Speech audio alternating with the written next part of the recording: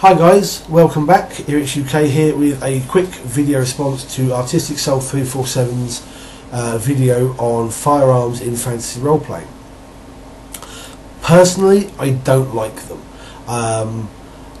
It's a part of the immersion of fantasy thing for me. I much prefer my D&D to be Dark Ages, Middle Ages sort of thing, medieval feel, as opposed to Renaissance and Age of Enlightenment, which to me unfortunately is where things like D&D and Pathfinder have gone over the last 10 or so years, which is a little disappointing, but that's another topic.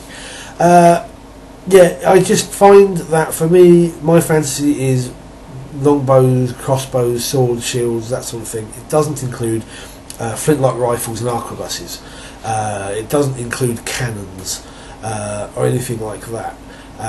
That's from a later age, and not quite one that I want my games to be in. But if they work for you, then pucker, go for it. So for me, it's an immersion in fantasy thing. It just kind of destroys it a little bit for me. Likewise, mechanically, I generally find that for most fantasy games, there are no rules for firearms in the base rules, which have been tested and planned for months or years. Instead, they get added as a supplement, and you kind of get the impression that they haven't been tested.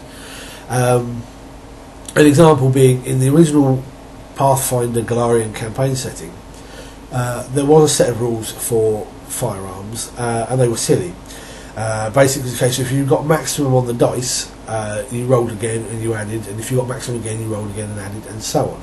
It basically meant that you could take out anything with one shot.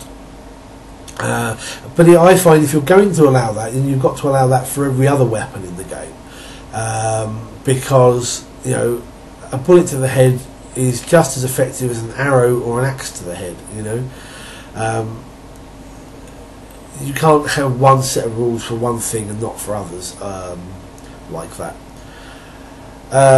But yeah, that's just basically my response to it. I don't particularly like firearms. They don't fit the fantasy genre for me. They come from a much later era.